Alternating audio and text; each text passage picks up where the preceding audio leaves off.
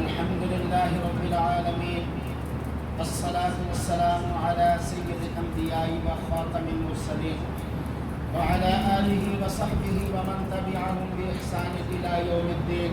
أما بعد، فأعوذ بالله من الشيطان الرجيم. بسم الله الرحمن الرحيم. لقد من الله على المؤمنين إذ بعث فيهم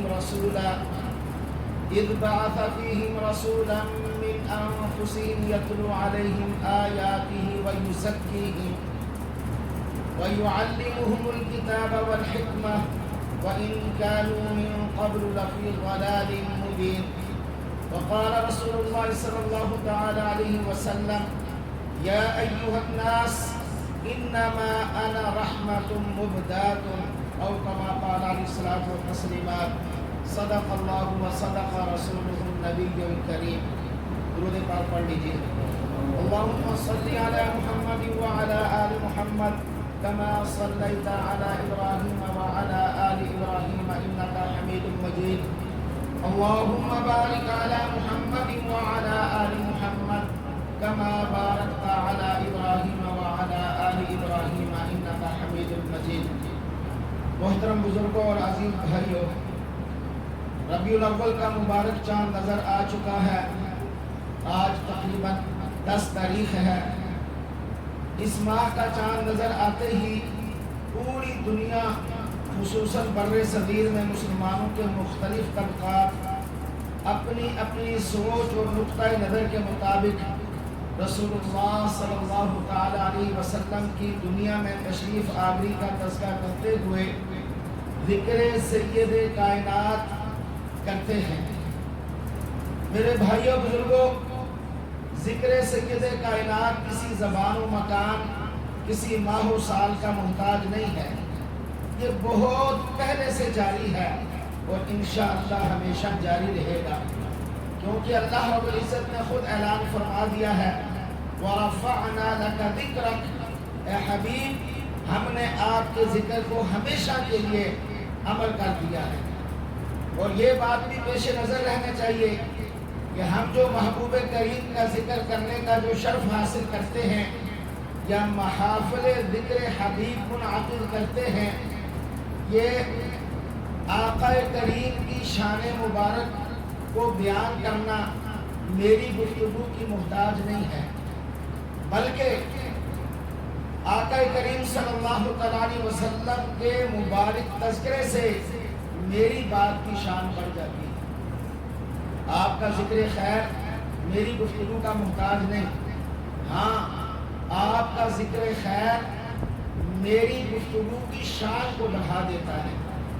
میرے بھائیوں بزرگوں، نبی پاک صلی اللہ علیہ وسلم کی ولادت با سعادت اور آپ کی بحیثیت نبی اور رسول بعثت اس کائنات، اس دھرتی پر اللہ کا سب سے بڑا احسان ہے. اللہ کا سب سے بڑا احسان ہے. آج کا موضوع بھی یہی ہے کہ آمد مصطفیٰ صلی اللہ علیہ وسلم اللہ کریم کا سب سے بڑا احسان ہے. تو آپ کی آمد اس دھرتی پر اللہ کا سب سے بڑا احسان ہے. وہ کبھی مسلمان ہو ہی نہیں سکتا جو محبوب کریم رؤوف الرحیم علیہ الصلوۃ والتسلیمات کی پیدائش کی خوشی نہ مناتا ہو یا جسے خوشی نہ ہو. وہ کبھی مسلمان ہو ہی نہیں سکتا، اس لیے کہ آپ کے آنے کی خوشی مسلمان کے ایمان کا حصہ ہے. چنانچہ اللہ کریم صلی اللہ علیہ وسلم کے احسانات سے ویسے تو پوری کائنات بھری پڑی ہے. چنانچہ اللہ رب العزت نے سورہ کہف کے آخر میں فرمایا: قُلْ لَوْ كَانَ الْبَحْرُ مِدَادًا لِكَلِمَاتِ رَبِّي لَنَفِدَ الْبَحْرُ قَبْلَ أَن تَنفَدَ كَلِمَاتُ رَبِّي. اے میرے حبیب صلی اللہ علیہ وسلم، آپ ان لوگوں سے کہہ دیجئے اگر ہم یہ فرض کر لیں کہ سارے کے سارے دنیا کے سمندر سیاہی میں بدل جائیں اور اللہ کے کلمے اس سیاہی سے لکھے جانے لگیں، سیاہی تو ختم ہو جائے گی، لیکن اے میرے حبیب، تیرے رب کے کلمات ختم نہیں ہوں گے. تیرے رب کے جو احسانات ہیں اس دھرتی پر، ان کو لکھنا اگر شروع کر دیا جائے وہ احسانات ختم نہیں ہوں گے، سمندر ختم ہو جائیں گے۔ وَلَوْ جِئْنَا بِمِثْلِهِ مَدَدًا، اتنا سمندر اور بھی پیدا کر دیا جائے تب بھی تیرے رب کے کلمات نہیں لکھے جا سکتے۔ اور سورہ لقمان کے آخر میں فرمایا وَلَوْ أَنَّ مَا فِي الْأَرْضِ مِن شَجَرٍ أَقْلَامٍ، قرائے ارض پر جتنے بھی درخت ہیں وہ سارے کے سارے کلمے بن جائیں۔ وَالْبَحْرُ يَمُدُّهُ مِن بَعْدِهِ سَبْعَةُ أَبْحُرٍ مَا نَفِدَتْ كَلِمَاتُ اللَّهِ، اور سمندر کو جمع کر کے 7 سمندر بنا دیے جائیں، یہ ساری سیاہی بن جائیں، یہ کلمہ ان سیاہیوں سے اللہ کی قدرتوں، اللہ کے انعامات، اللہ کے احسانات اور اللہ کے کلمات کو شمار کر کے لکھنا شروع کر دیں تو پھر بھی اللہ کے کلمات ختم نہیں ہوتے۔ اللہ کی تخلیقی قدرتوں، اس کی صنعتوں، اس کے علم، اس کی عظمت و جلالت کے مظاہر پھر بھی شمار نہیں ہو سکتے۔ میرے بھائیو، یہاں جو 7 کا لفظ لایا گیا ہے، 7 ابحر، 7 سمندر، یہ مبالغے کے لیے ہے۔ اس کا مطلب یہ نہیں ہے کہ اگر 8 سمندر ہوں گے تو کلمات ختم ہو جائیں گے۔ یہ مبالغے کے لیے استعمال ہوا ہے کہ لا تعداد سمندر اگر سیاہی بن جائیں، درخت کلمے بن جائیں تو اللہ کے احسانات کو ذکر نہیں کر سکتے، گن نہیں سکتے۔ اس لیے اللہ رب العزت نے دوسرے مقام پر فرمایا وَإِن تَعُدُّوا نِعْمَةَ اللَّهِ لَا تُحْصُوهَا، اللہ کے احسانات کو گننا چاہو تو تم گن نہیں سکتے۔ میرے بھائیوں، اللہ کے بہت سارے احسانوں میں سے اللہ نے اپنے ان احسانات کا شکر ادا کرنے کے لیے کہا۔ چنانچہ حضرت داؤد علیہ السلام نے عرض کیا اللہ میں تیرے احسانات کیسے ذکر کروں، میں تو تیرے احسانات ذکر کرنے سے قاصر ہوں۔ اللہ رب العزت نے فرمایا اے داؤد، جو تو نے یہ بات کہہ دی نا کہ اے اللہ میں تیرے احسانات کو گننے سے قاصر ہوں، یہی تیرا شکر ادا کرنا ہے، کیونکہ اللہ کے احسانات کا شکر ادا کرنا یہ توفیق خود ایک بہت بڑا احسان ہے۔ یہ توفیق کا مل جانا یہ بھی بہت بڑا احسان ہے۔ فرمایا اعملوا آل داود شکرا وقلیل من عبادی الشکور، اے آل داود اللہ کی نعمتوں کا شکر ادا کرو، میرے بندوں میں بہت کم ایسے ہیں جو میری نعمتوں کا شکر ادا کرتے ہیں۔ میرے بھائیوں، قرآن کریم میں اللہ نے 3 احسانات کا ذکر فرمایا، 3 احسانات کا ذکر۔ نمبر 1 غلام آزادی کی نعمت، آزادی کی نعمت کو اللہ نے بطور احسان ذکر فرمایا۔ غلامی جو ہے یہ ضمیروں کو سلا دیتی ہے، ضمیر اس سے سو جاتے ہیں۔ ہم تقریباً 200 سال انگریز کے غلام رہے، 70 سال سے زائد عرصہ، تقریباً 75 سال ہو چکے ہیں ہمیں آزادی حاصل کیے ہوئے، لیکن ذہنی طور پر آج ہم بھی غلام ہیں، آج بھی ہم غلام ہیں۔ ذہنی طور پر غلامی سے نکلے نہیں ہیں۔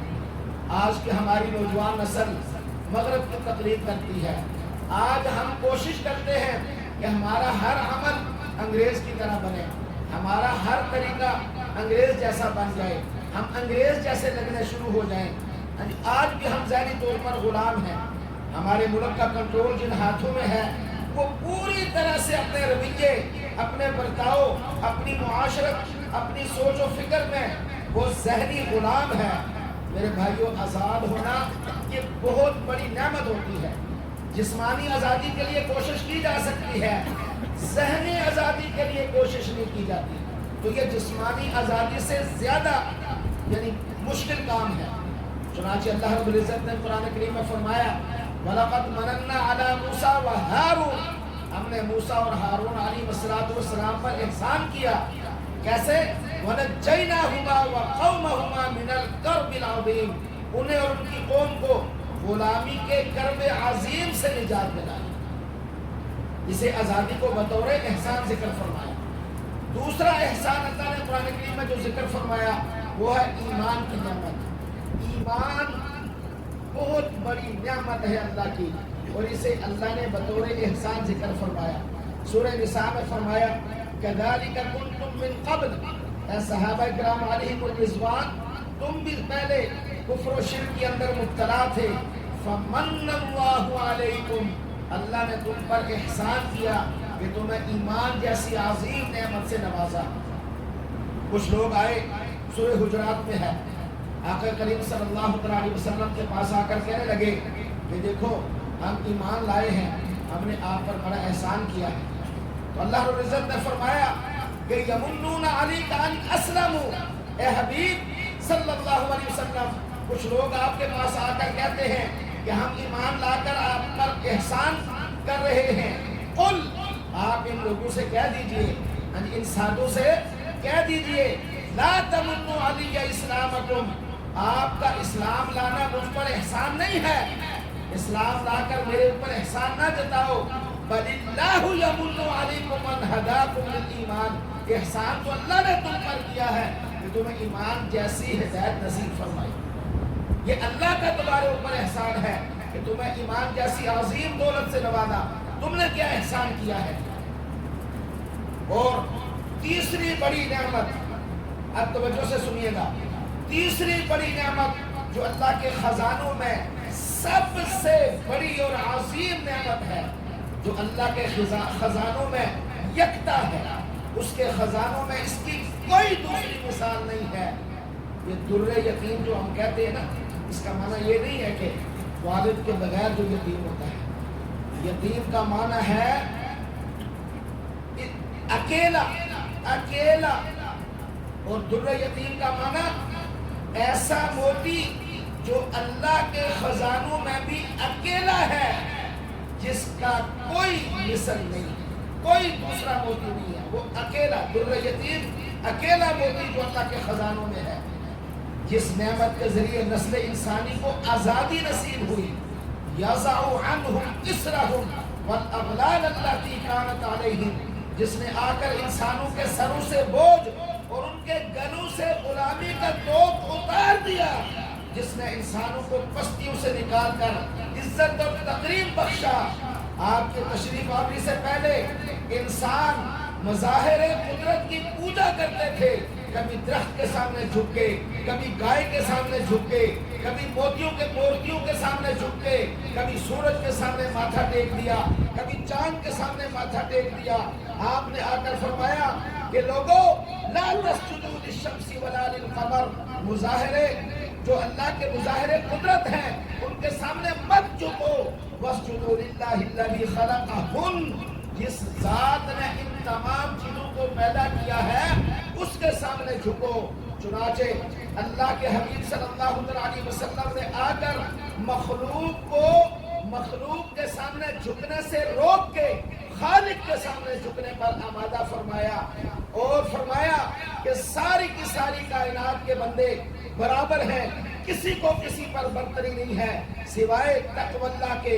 یہ لازوال لاجواب نعمت جناب محمد الرسول اللہ صلی اللہ تعالی علیہ وسلم ہے۔ آپ اللہ کی عظیم نعمت ہے جو اس امت کو نصیب ہوئی، جو اس امت کو عطا کی گئی۔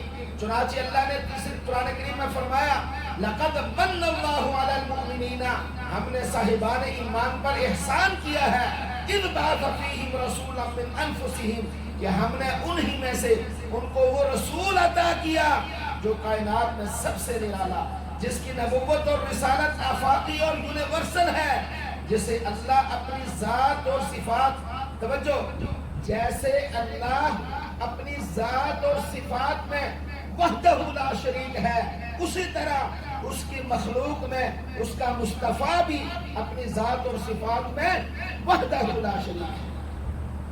جس طرح اللہ کا کوئی ثانی نہیں اس کی خالقیت میں، اسی طرح محمد رسول اللہ صلی اللہ علیہ وسلم کی نبوت میں آپ کا کوئی ثانی نہیں۔ اسی طرح میرے بھائیوں، یہ عنایت کبریٰ اور اللہ کی تخلیقوں کا سب سے بڑا اور بے مثال شاہکار، جنہیں اللہ نے اپنی ساری خدائی اور کائنات سے منتخب فرما کر مصطفیٰ اور مجتبیٰ بنایا۔ میرے بھائیوں، وہ حسینوں سے احسن، وہ جمیلوں میں اجمل، وہ کریموں میں اکرم، وہ شریفوں میں اشرف، وہ فصیحوں میں افصح، وہ علیموں میں اعلم ہے۔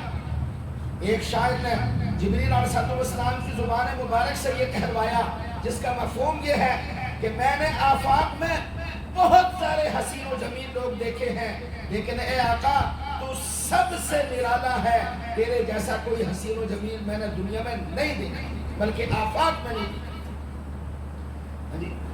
کیا خوبصورت فرمایا، حسن یوسف دم عیسیٰ ید بیضا داری، آنچ خوبہ ہمہ دارند تو تنہا داری۔ یوسف علیہ السلام کو اللہ نے حسن دیا، عیسیٰ علیہ السلام کو پھونکنے کی صلاحیت دی، موسیٰ علیہ السلام کو ید بیضا دیا، اور یہ ساری خوبیاں اللہ نے آپ کے اندر جمع فرما دی۔ ساری خوبیاں آپ اکیلے میں اللہ رب العزت نے جمع فرما دی۔ کیا خوبصورت فرمایا، وَأَحْسَنُ مِنْكَ لَمْ تَرَ قَطُّ عَيْنِي وَأَجْمَلُ مِنْكَ لَمْ تَلِدِ النِّسَاء، کسی نگاہ نے تیرے جیسا حسین دیکھا ہی نہیں، کسی ماں نے تیرے جیسا حسین جنا ہی نہیں۔ خُلِقْتَ مُبَرَّأً مِنْ كُلِّ عَيْبٍ، اللہ نے ہر عیب سے آپ کو پاک پیدا فرمایا۔ كَأَنَّكَ قَدْ خُلِقْتَ كَمَا تَشَاءُ، اس کا معنی ہے تاکہ کل کلا کہیں آپ کو ایسا نہ کہنا پڑ جائے کہ میں ایسا ہوتا یا ایسا ہوتا۔ اللہ نے آپ کو سب سے نرالا پیدا فرمایا کہ آپ جیسا کوئی اور حسین پیدا ہی نہیں کیا۔ اسی طرح میرے بھائیوں، سیدنا ابو ہریرہ رضی اللہ تعالیٰ عنہ نبی اکرم صلی اللہ علیہ وسلم کا ذکر کرتے ہوئے فرماتے ہیں، ما رأیت شیئا احسن من رسول اللہ صلی اللہ علیہ وسلم، میں نے اس دھرتی پر رسول پاک صلی اللہ علیہ وسلم جیسا خوبصورت کسی اور کو نہیں دیکھا۔ کأن الشمس تجری فی جبہتہ او فی وجہہ، ایسا لگتا تھا جیسے سورج آپ کی پیشانی میں چمک رہا ہے۔ حضرت جابر بن سمرہ رضی اللہ تعالیٰ عنہ فرماتے ہیں، رأیت رسول اللہ صلی اللہ علیہ وسلم فی لیلۃ اذ حیان وعلیہ حلۃ حمراء، کہتے ہیں میں نے ایک رات نبی کریم صلی اللہ تعالیٰ علیہ وسلم کی زیارت کے لیے حاضر ہوا، رات بڑی روشن تھی، 14ویں کا چاند آسمان پر چمک رہا تھا، اور آپ نے سرخ کرتا مبارک پہنا ہوا تھا۔ سبحان اللہ، کیا چہرہ انور کی خوبصورتی اور لالی، اور پھر اوپر سے سرخ کرتا۔ فَجَعَلْتُ أَنْظُرُ إِلَيْهِ وَإِلَى الْقَمَرِ، میں بار بار کبھی چاند کو دیکھتا، کبھی سرکار کے چہرے کے انور کو دیکھتا، بالآخر میں نے یہ فیصلہ کیا، فَلَهُ عِنْدِي أَحْسَنَ مِنَ الْقَمَرِ، یہ تو چاند سے بھی زیادہ خوبصورت ہیں، اس لیے کہ چاند سے تشبیہ دینا یہ بھی کوئی انصاف ہے، چاند سے تشبیہ دینا یہ بھی کوئی انصاف ہے۔ چاند کے چہرے پر چھائیاں، میرے مدنی کا چہرہ تو صاف تھا۔ اسی طرح میرے بھائیوں، حضرت ابو عبیدہ ابن محمد ابن عمار کہتے ہیں، قلت للربیع بنت معاذ سفیلی رسول اللہ صلی اللہ علیہ وسلم، میں نے حضرت معاذ کی بیٹی سے کہا کہ میرے سامنے، کہ حضرت ابو عبیدہ کہتے ہیں کہ میں نے معاذ کی بیٹی سے کہا، اماں جان میرے سامنے رسول اللہ صلی اللہ علیہ وسلم کے چہرہ انور کو تو بیان کیجئے، آپ کی خوبصورتی کو تو بیان کیجئے۔ قالت، بڑی اماں کہنے لگی، یا بنیا، اے میرے بیٹے، لو رأیتہ رأیت الشمس طالعۃ، اگر تو حضور کو دیکھتا تو ایسے لگتا جیسے چڑھتا ہوا سورج سامنے آ گیا۔ حضرت ابو طالب کے مشہور شعر ہیں، وَأَبْيَضُ يُسْتَسْقَى الْغُمَامُ بِوَجْهِهِ شِمَالُ الْيَتَامَى وَعِصْمَةُ لِلْأَرَامِلِ۔ ترمذی کے اندر حضرت ابو ہریرہ فرماتے ہیں کہ کان رسول اللہ صلی اللہ علیہ وسلم ابیض کأنما سیل من فضہ، آپ کا رخ انور ایسے سفید لگتا تھا جیسے چاندی کے اندر ڈھالا گیا ہو۔ حضرت برہ ابن عازب اور حضرت جابر بن سمرہ سے کسی نے پوچھا، اکان وجد رسول اللہ صلی اللہ علیہ وسلم مثل سیف، ان دونوں سے کسی نے پوچھا کیا حضور صلی اللہ علیہ وسلم کا چہرہ انور تلوار کی طرح چمکتا تھا جیسے تلوار میں چمک ہوتی ہے؟ قالا، انہوں نے کہا کہ نہیں. حضرت ابو ہریرہ کہتے ہیں کہ اذا صحیح قاد یتلألأ فی الجدر لم ار قبلہ ولا بعدہ مثلہ. جب آپ کا چہرہ انور ہمارے سامنے ہوتا اور آپ مسکراتے تو ایسے لگتا تھا جیسے دیواریں چمکنے لگ گئی ہیں. آپ سے پہلے نہ کبھی ہم نے ایسا چمکتا چہرہ دیکھا، نہ آپ کے جانے کے بعد ہم نے کبھی ایسا چہرہ چمکتا ہوا دیکھا.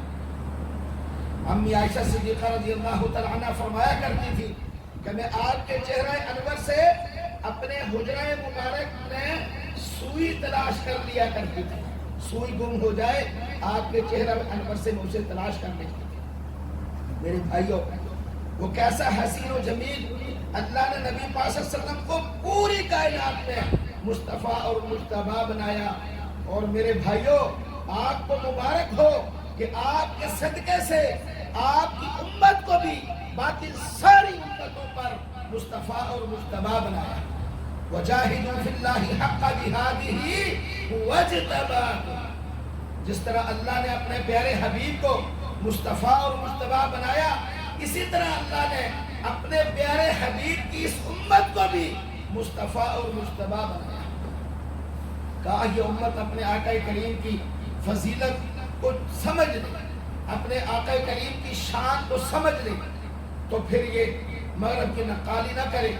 پھر یہ اپنے بچوں کو کم از کم اپنے آقا کریم کی سیرت تو پڑھائے، ان کو بتائے کہ ہم نے اپنے آقا کریم کی نقالی کر دی ہے، مغرب کی نقالی نہیں کرنی جو بالکل گندگی کا ڈھیر ہے. اسی طرح میرے بھائیوں، اللہ رب العزت نے قرآن کریم کے اندر حضور صلی اللہ علیہ وسلم کا تذکرہ اس انداز میں فرمایا. دیکھیے اللہ کا اپنے محبوب کریم کے ساتھ محبوبانہ انداز کیا فرمایا. وَاصْبِرْ لِحُکْمِ رَبِّكَ. اے پیارے میری بات پر آپ ڈٹے رہیے. فَإِنَّكَ بِأَعْيُنِنَا. اس لیے آپ ہماری آنکھوں کے سامنے ہیں، آپ ہماری نظروں میں ہیں. آپ کو کوئی نقصان نہیں پہنچا سکتا، آپ کو کوئی تکلیف نہیں دے سکتا، آپ ہماری نظروں میں ہیں. ماں بچے کو کہتی نا باہر نکل کے، میں دیکھ رہی ہے تمہیں، پریشان نہ ہو، آرام نہ کھیل کود. کیسا محبوبانہ انداز ہوتا ہے. اللہ اپنے محبوب کریم سے کہہ رہا ہے فَإِنَّكَ بِأَعْيُنِنَا. اے محبوب کریم آپ ہماری نظروں میں ہیں، اور جو امانت ہم نے آپ کو دی ہے یہ بھی کوئی معمولی نہیں ہے، اس کی حفاظت بھی ہم خود کر رہے ہیں. إِلَّا مَنِ ارْتَضَىٰ مِن رَّسُولٍ فَإِنَّهُ يَسْلُكُ مِن بَيْنِ يَدَيْهِ وَمِن خَلْفِهِ رَصَدًا.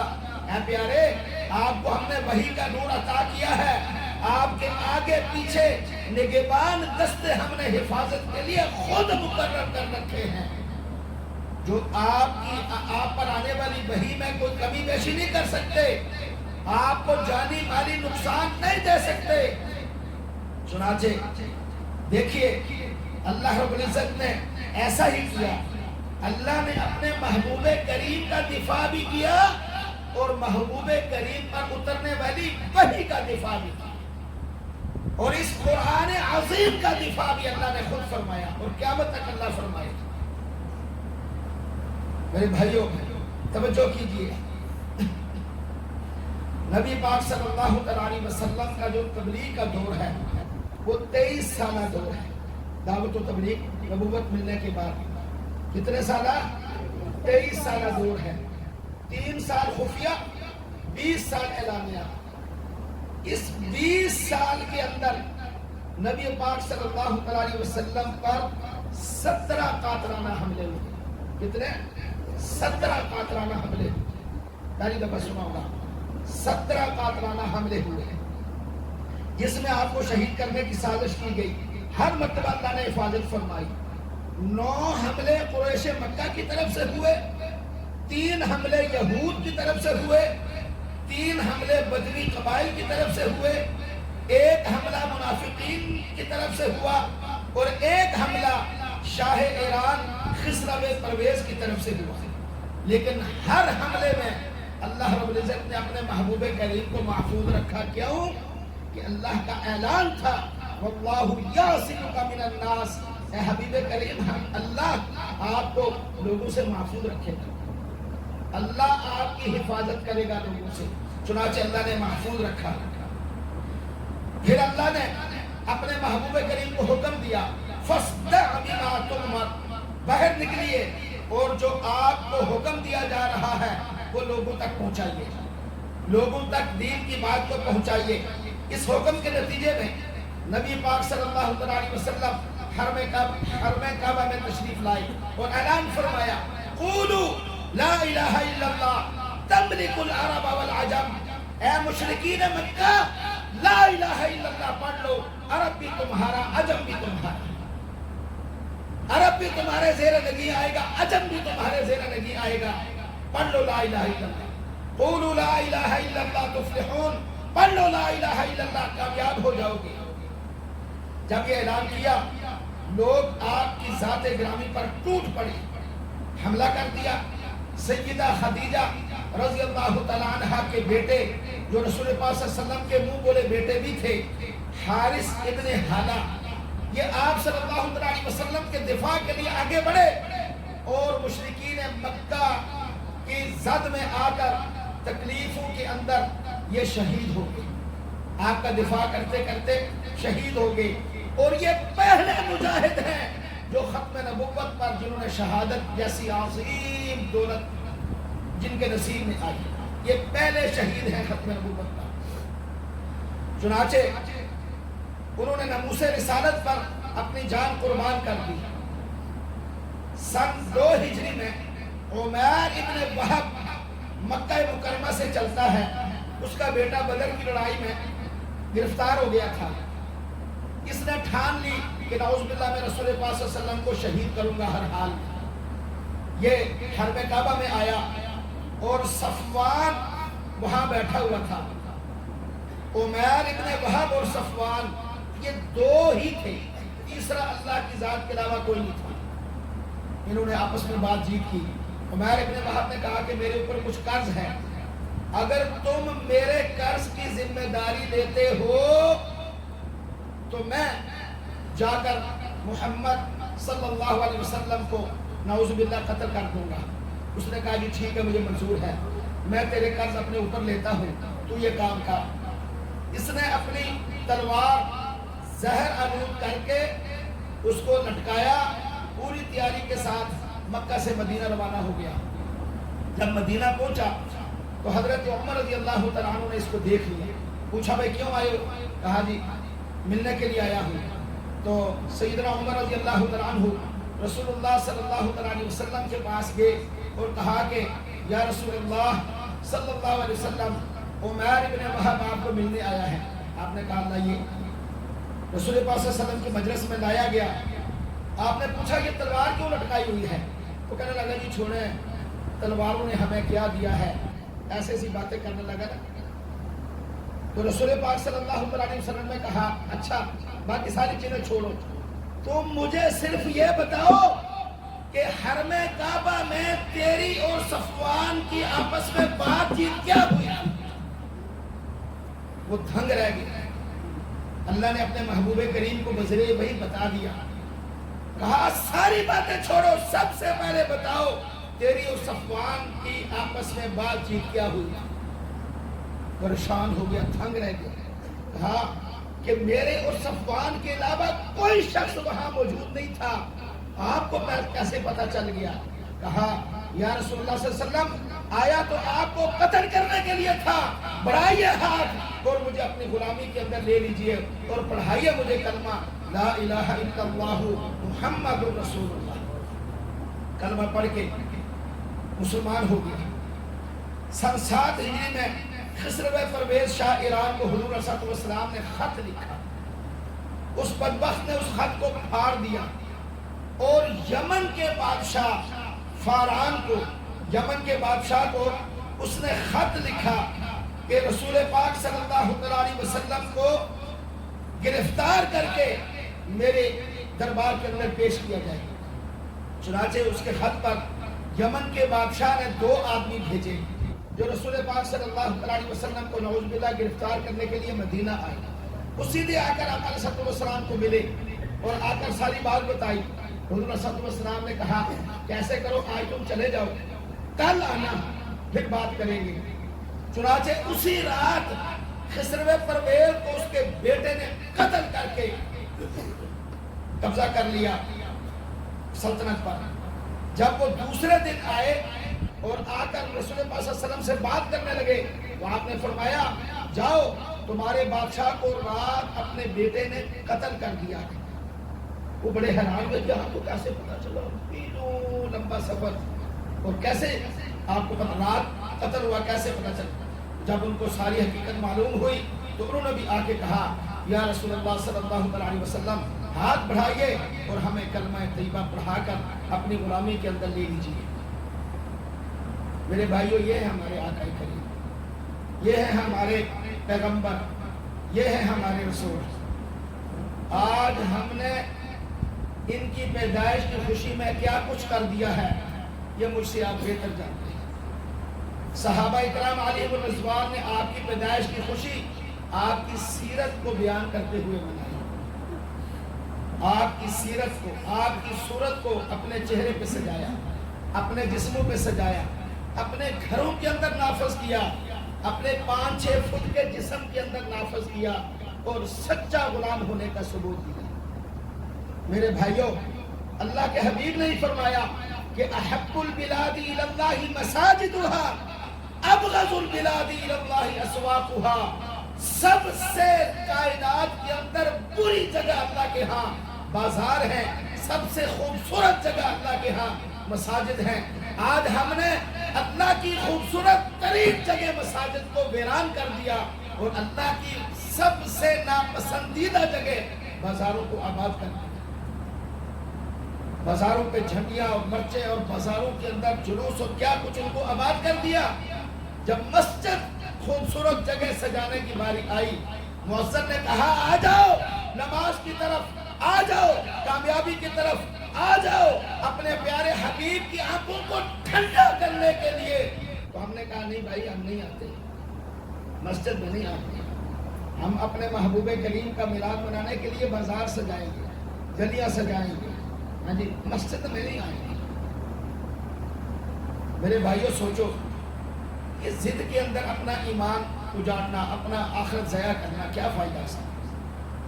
محبوب کریم کی آنکھوں کو ٹھنڈا کیجیے، نماز پڑھیے، پنجگانہ نماز باجماعت مسجد میں آ کے پڑھیے، خوشی منائیے، خوشی منائیے، محبوب کریم کی ذات کو تکلیف نہ دیجیے۔ مجھے بتائیں تو صحیح، یہ چندہ اکٹھا کرنے کے لیے آپ نے تو قرآنی آیات کے معنی تک کو بدل دیا۔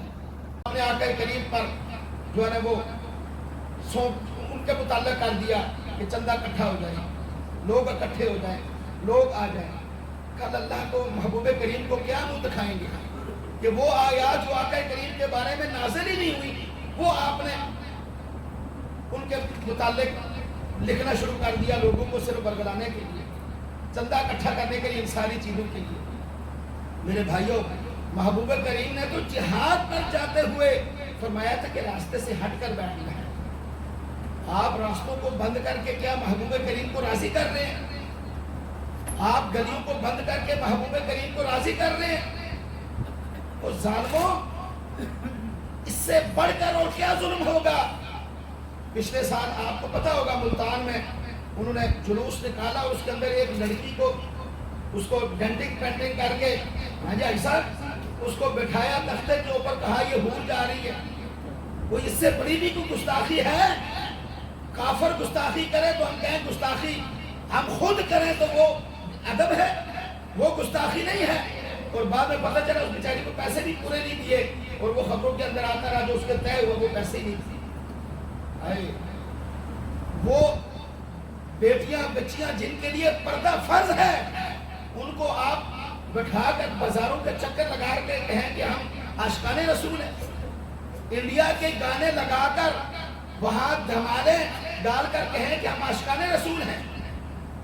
آقا کریم کا گانوں کو پسند فرماتے تھے، نعوذ باللہ من ذالک، بتائیں تو ان کا میلاد ہم انڈیا کے گانے لگا کر گلیوں محلوں میں اور وہ کیا پہاڑیاں بنا کر، کل خبر آ رہی تھی خیبر پختونخوا کا، جو چراگاہیں بنائے جو سب سے خوبصورت چراگاہ بنائے اسے انعام ملے گا.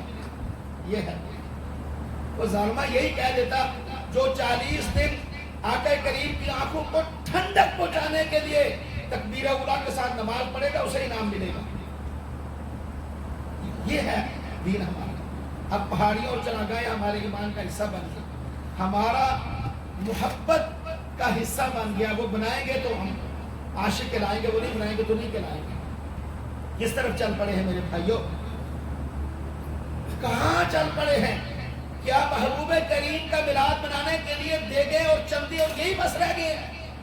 جو یہ نہیں کرتا وہ عاشق نہیں ہے، وہ محبت نہیں کرتا اپنے آقا کریم سے، وہ اپنے آقا کریم کو ماننے والا نہیں ہے جو چندے نہیں کرے گا، جو چندے اکٹھے نہیں کرے گا، جو لوگوں کو اکٹھا نہیں کرے گا.